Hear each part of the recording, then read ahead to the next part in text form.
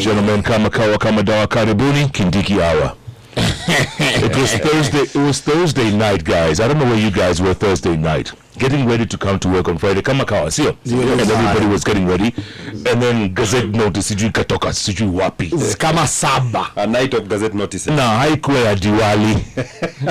Hata holiday nilisikia tulipewa haikuwa ya Diwali. Hapana? Ilikuwa ya swearing in. Yeah. Who does that? William Ruto does that. Yes. He's very absolute in his resolve to fight his enemies. And when he declares you an enemy, achani na wewe. We are at war. Achani na wewe. And I've always told Kenyans, if you have any succession dispute in this country, or something that requires a Gazette notice, usually it will take you up to 60 days of waiting for your stuff to be gazetted. But the High Court finishes their decision on Thursday night. Yeah.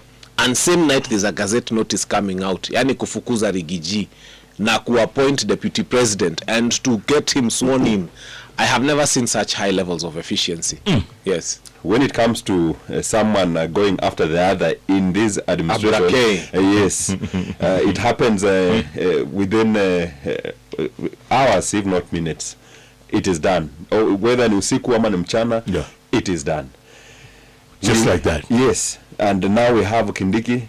Interestingly, on Friday, you know, this guy has tried and succeeded in keeping quiet about all these shenanigans. Yes. But on Friday, he decided to let the cat out of the door, out of the bag, you know, by trying to tell Kenyans kwamba, you know, it was not just about politics. My war with my former deputy was not about politics. This guy has made me lonely. Have you ever had a president crying to be lonely in his own government at the top? The president saying, I have not enjoyed being president for the last 2 years. That is the message the president was telling Kenyans. And he's blaming so that you do not look at the political gimmick that was surrounding this Riggy impeachment. You start sympathizing with the president. Unfortunately, I was in the crowd at KCC and I could see some Kenyans being moved by what the big man was saying about him having been lonely. I said, I saw Kenyans sympathizing with him. You are lucky you were at KICC. I was at a place where immediately Abraham Kithure Kindiki finished speaking, and they saw who was coming to speak next. Wakaeka cartoon. So they didn't hear the next speaker after Abraham Kindiki. They didn't want to hear that speaker. So I struggled. I have to try to find out what he said, not because I like what he said, but because I would have to analyze what he said. And one of the things I would like to tell Kenyans, he said something to the effect that the problem was his deputy. And actually I believe so, because saisi gasi imeshashuka iko 300. Ile bundles muliambua airtime sasa si kila mtu ako nayo. Now that Riggy is gone, Chief has started working. If you have not tried, go and try. Now that Riggy is gone, all headmasters are happy. I hear funding has gone. Capitation is in school. Capitation is in schools. Now that Riggy is gone, I hear even Adani will be sent away. Now that Riggy is gone, I hear they will not even consider the considerations of the finance bill. Riggy was the problem, and we are stupid to believe that. So I will tell you, nothing will change. In fact, things will get worse. Because now we have a deputy who opposes nothing. You know, at least there were demolitions that happened in this country when it was raining. And I have never seen such inhumane acts since this Kenya became a republic. That we got to discover that there are only rivers in Korogosho, Madare, Kariobagi. There are rivers there. There are no rivers in Kangemi. There were no houses built on rivers in Kangemi. There are no houses built on rivers in ukienda the whole of Kibra, hakuna nyumba iko kwa riverbed. In fact, there is also another house that is somewhere near Boretam on the river. That one is also not on the river. The only houses on the river were selectively where certain populations needed to be displaced. And I remember Riggy coming out and saying, I have a problem with these demolitions. They are selective in the way they appear. Actually, they were kind of xenophobic. But then what happened? Because he opposed that, and he opposed the relocation of traders from Marikiti, then it becomes an issue. So now we have Abraham Kithure Kindiki, who will not oppose anything. After all, he's coming from a community that if you come to Nairobi and you are told, go and bring me 5 people from Tharaka, bosi utazunguka hii Nairobi, utazunguka siku 4, amwambie bring me 2 mechanics who are Tharakas. So utazunguka hii Nairobi sana. So it's very hard because he has not got a huge constituency to defend. But the kind of constituency that Riggy was representing in Nairobi, almost everywhere, if you're told, tell me, bring me 2 dead Kikuyus, you will get. Bring me 5 mad Kikuyus, you will get. Give me 5 doctors Kikuyus. Give me 5 mechanics who are Kikuyus, you will get. Give me 5 engineers, 2 pilots, you will get. So he has a problem because in every sector of the economy that William Ruto is going to touch, you will rarely find people who are telling Kindiki, our people are being targeted. And that is a very good place to be as a DP. Really, by the time you hear Tharaka, labda now you go, I saw a few people dancing, and we counted them. Maybe those ones if you touch them. So we'll have a deputy who is yes sir, anambua turn left, anasema how many degrees left, how many degrees right. I think the biggest mistake Riggy would make would be to keep quiet. And the biggest mistake he would make would be to allow himself to go into oblivion, because that's what they want him to do. Riggy is an aggressive fighter. I have never wanted to be near him or take a photo with him. But now that he's in opposition, I can work with Riggy tomorrow morning. I can work with Riggy tomorrow. Because for me, anybody who is... sanitize some of these people. No, this is what I mean. This is what I mean. Right now, our biggest problem as a country is William Samoei Ruto. And anybody who is fighting William Samoei Ruto automatically becomes my friend. And because he's got the connections, he's got the money, he's been there. I mean, if he's fighting tomorrow, if I get an opportunity now to take a photo with Riggy, I will. And people will tell me, they won't tell me I've moved into government. The one person I don't want to take a photo with is maybe Moses Kuria and a few advisors of the president. Because then if I'm seen with, then I'll be told I have been bought by this administration. So I think Riggy should not keep quiet. This is the time to come out gun blazing. I know there's a time he had been told he wanted to do a media appearance in one of the stations. And I'm sure something happened because he didn't attend. It could have been intimidation, but he should know that hata TikTok inafikia watu wengi. Just speak. You know, find a way, just go to a camera, speak. And the mtandao. Yes. And there's one thing. It was kuna kitu actually hatuoni, and it's a very serious thing. Can you imagine, as a president, you have come and tried to install somebody whom you want to be the kingpin of Mount Kenya, or you have tried to eject somebody that you thought would have been Mount Kenya kingpin, and then Kenyans are not focusing on those 2 people. They are focusing on a guy who is abroad, I think somewhere in Nigeria. They have made a birthday cake for him. They have sung birthday songs for him. They have sung Mau Mau songs for him. In fact, right now, people have made posters. They have decided when Uhuru is coming. They have even decided that they are meeting him at Kasarani. And they have decided that he's going to address them by force. They have even started saying the flight details, that they are going to wait for him at the airport. And they'll use Autoring to escort him back into the country. And that whatever he says is going to be. Now that tells you where the king of the Mount Kenya is. That, can you imagine? Have you ever seen any other Kenyan? Now forget about any other Kenyan for whom people held a birthday. Na hayuko. They're buying cakes with their money. Walijaza stadium. You people have been talking about mobilization. These guys walisikia ni birthday ya Uhuru iko kwa stadium fulani wakajaza. Now I've started seeing some noisemakers in government saying that Kikuyus should not sing their cultural songs in stadiums and everything. Who does that kind of nonsense? Who has stopped them? They forgot that we have Article 11 of our Constitution that says that culture is one of the pillars of this country. And also Article 44 that speaks about our right to enjoyment of our culture and to sing our songs and to do whatever we want to do. By the way, nobody's shop was broken. Nobody's phone was stolen. People went to a stadium and sang. So this is a strong message to the president that you have brought a person who you thought would divide Mount Kenya, but instead the people from his backyard, Meru, are speaking of a birthday of Uhuru and planning of how they are going to come and receive Uhuru by force, whether he wants or not. And they are even saying that they will pay Kasarani for him to come and address them from Kasarani. I think this is a very strong message to Uhuru, William Ruto, that he needs to listen, that the people of Mount Kenya are not even looking at where he's trying to direct them to. They are not even considering Kindiki as one of them. They are not even having, awamfanyi kwa hesabu zao. Hesabu zao ziko kwa mtu mwenye ako Nigeria anapeana speeches huko. After he settled at home, yes. He was in Kirinyaga for a funeral, and he was there with a few of his allies.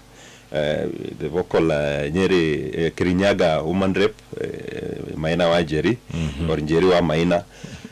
And from the MCAs that were there to the MPs and every other leader that managed to speak at that event, they told Riggy, we know they have mistreated you.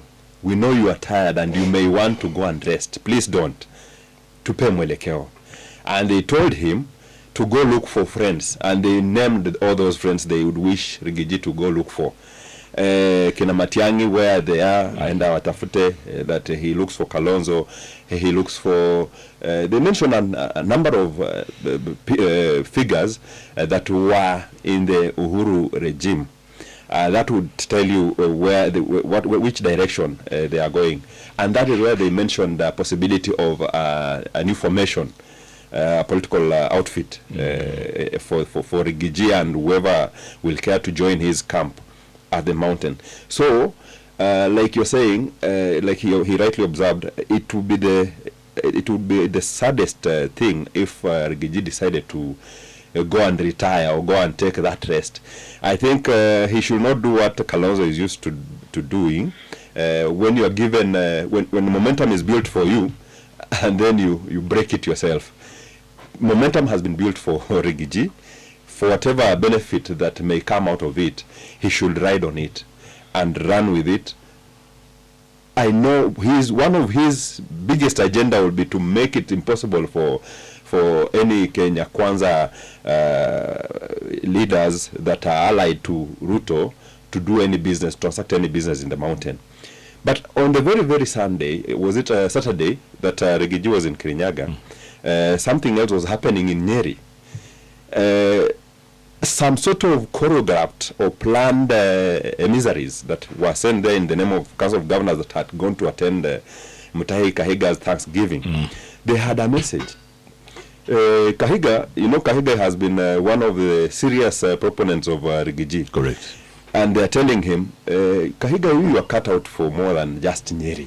These people have enjoyed you for 10 years. You're supposed to you can go beyond Nyeri. They have gone there to lure Kahiga and get him off Gachagua. That is what I saw them doing right in front of everyone. Because speaker after speaker, that was the message they were driving home. Kahiga, wewe sasa ni mtu umepita Nyeri. You never know, kesho utajipata. That is what they were telling him. And Kahiga, I hope he plays his cards well, because if he does that, then he will be no different from the rest of those that betrayed the son of Murima and did what they did in Bunge. Correct. But they sent Mudomi Njuki. They did not send him to Ruto. They sent him to Kindiki to go tell Kindiki tell President that there's a gap in Nyeri that he has caused that needs to be filled. Yeah. How that will be dealt with, I do not know. But there is a deliberate move to start now picking Gachagua's allies from him. How many Mount Kenya governors attended Kindiki swearing in when he was being beaten by the flags? Even the flags were not very excited. How many Mount Kenya MPs? In fact, even many of those who voted for Riggy's impeachment are having a serious backlash at home. And they are not able to go back to their constituencies. So the fact that Irungo Kangata was missing from that thing, the fact that the Nyeri governor was missing, the fact that Nakuru governor... No, Kika was there. Huyo lazima angeenda. Kika was there. Hata anasiata alisema harudi. Anajua I saw Kihika and Mbarire. Yes. The rest were not there. I saw them. From what you would call Mount Kenya counties that are about 10, none of those governors attended. None of them. Apart from now the Mbarire and Keheka, the rest did not attend. It tells you something, that the mountain has started realizing, wait a minute, we shall burn our fingers if we continue going on this strategy. Look at Dende Nyoro right now. Dede is realized, no. Dede is dead. This thing is not working. No, I think he's clever. He's clever because you see now he's alikula pesa mingi sana ya William kwa campaign. You must admit. And he's benefit so much from this regime. And now he cannot be able to fight the regime openly. So the only thing he can do is quiet and retreat back home. And he's retreated. So he's just with his constituents trying to preserve his 2027 bid. And I think he's one of those Kenya Kwanza MPs who will get re-elected in 2027. So he has discovered that this was a huge mistake. And he has discovered that this is not the direction to go, and now he's retreating back. So I have my MP here, KJ, who appears not to care about anything. He was there at the front, he was taking selfies, he was shouting.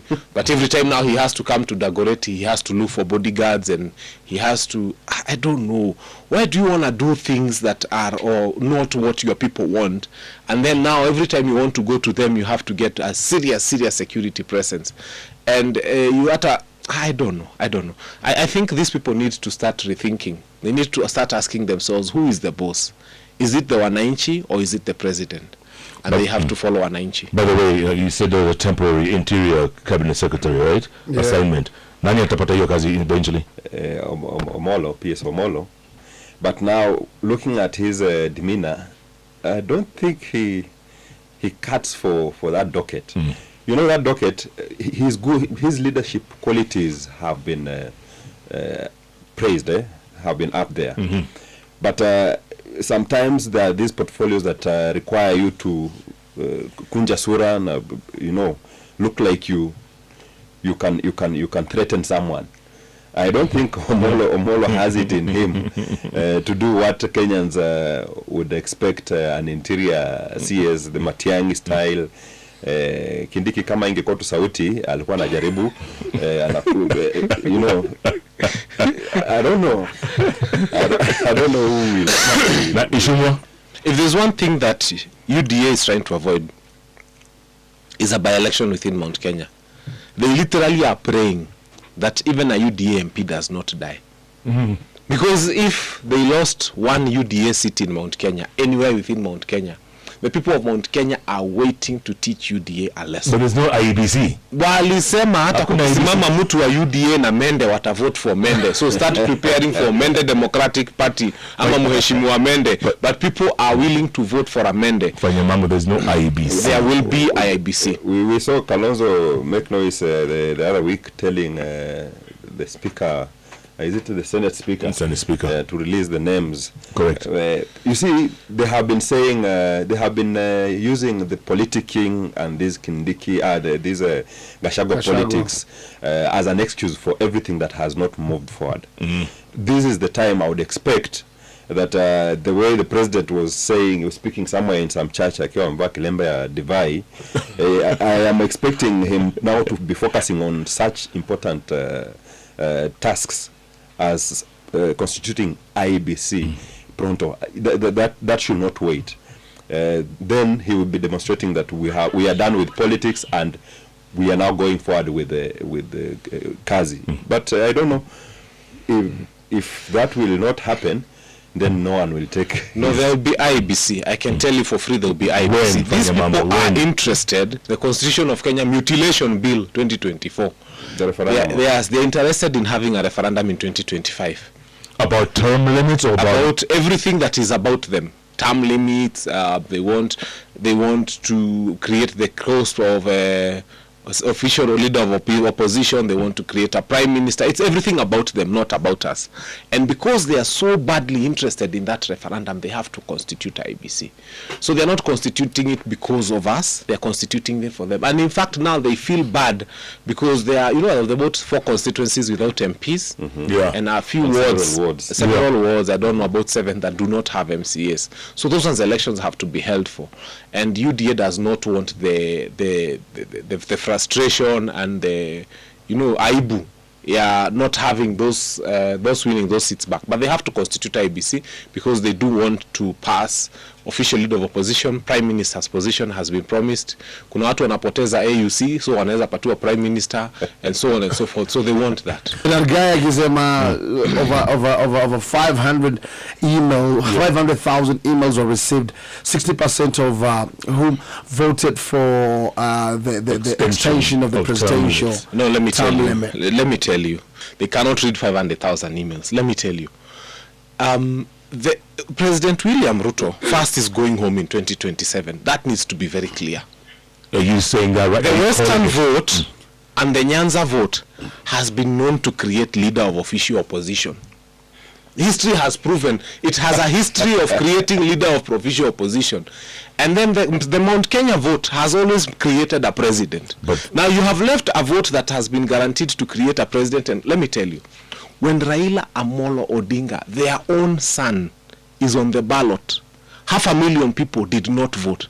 Remember, their own son, who they love so much, who they do anything for, including Maandamano, when he was on the ballot, 500,000 of them did not vote. You mean in Nyanza or in Nyanza? Yeah. So now, in 2027, and there's no way William Ruto would become Raila's running mate. When William Ruto is on the ballot and banking on Nyanza, how many will go to the ballot? If Raila is not on the ballot, let me tell you, I don't even think half of the people from Luo Nyanza will go and vote anyway. When the one of their own, the son they love the most, is on the ballot, 500,000 of them do not appear. Now go to Western. Sasili wamejitolea kabisa. Go check the statistics. About 62% of them vote. The other 38% don't think it's necessary to vote. Na saizo wako na mtu anapenda Raila. Now, if Raila is not on the ballot, I can tell you, I don't think even 50% of Western is going to vote. They are realizing Papa Roma is a no deal. He's overrated. He's overrated. You see, after bringing Oparanya on board, yeah, ODM has more MPs in Western Kenya. ODM has more MPs than any other party. Good. If you have Oparanya in the fold, why would you even need Wetangula? 5 seats. Wetangula, who is not even certain about the 5 seats because of the Tawe movement that is coming, like a thunderstorm in Bungoma County. You know, we are talking about just Bungoma County. Oparanya has the influence of ODM spread to the neighboring Busia County. He has the influence of ODM spread to the neighboring Vihiga County. Oparanya, Wetangula had his influence kidogo in Trans Nzoia, which Tawe came and dealt a blow on when they denied them the governor. You know, the previous governor was for Kenya. Now the governor today is the DAPK. So the mathematics, like Fanyamambo says, is not mathing completely. The math is not math. Yes, It is not. the voting tradition in those areas, Nyanza combined with the Western, is terrible. It's terrible, and that is when they have people they say they love Baba and anyone around Baba. Now you do not have Baba, and you're talking about someone who has frustrated them. They have been crying. They've been all waiting with bated breath for 2027. How is that mathematics going to work? Joy Ruku, someone needs to keep this guy on check. He's become too much. This bill on trying to regulate demonstrations and telling us where we can demonstrate and how and with whose permission, it should be fought very seriously. Kenya has worked so hard to get where we are.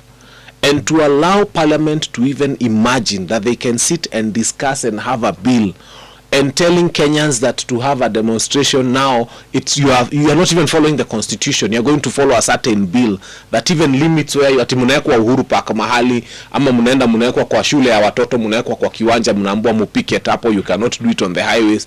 This bill must be fought. And if Baba is serious about this country, because right now I think they are losing the focus a bit. Baba, you've been our friend. Please do not allow this bill. ODM must not allow this bill to go through Parliament, because very soon this government has proven they can do anything and they want to do anything. When they come up with a bill that regulates how we demonstrate, and then they do things against ODM itself, ODM will not have a place on the streets. Real quick, your thoughts. I have been a proponent of Kamala, not because she's lawyer Kamala,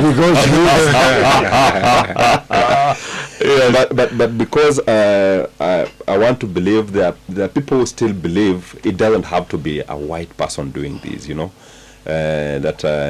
We still, it was not by chance that Barack Obama was president, but because people believe that it does not have to be a black person or a white person, but anyone who is capable of leading such a nation can do that. Yeah. So I'm betting on Kamala Harris. One of the things I like about Democrats is that they have never interested in African affairs.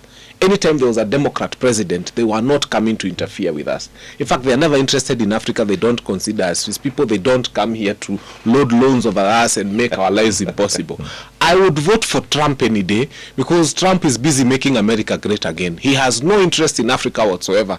These people will come and the Democrats have been, every time they've tried malaria vaccines, all sorts of family planning things, all sorts of guinea pigging has been done by the Democrats. They don't see us as human beings. There's a lot of things they do to Africa that are not good, even the aid and everything. Democrats have been known to interfere with the rest of the world all the time. All the time. Republicans at the same time, I think, have always been so concerned about the republic that is America, and they always concentrate on their business. I want America and the rest of the world wapate vitu zinawakeep busy na huko wachana na sisi wa Africa, we sort out our own problems here. Because every time we have a Democrat, they are always outward looking. They are always trying to interfere with everything, including trying to know who your deputy president is, who your chief justice is, whether alikula jana usiku. So let's get a Republican who just wants to make America great again.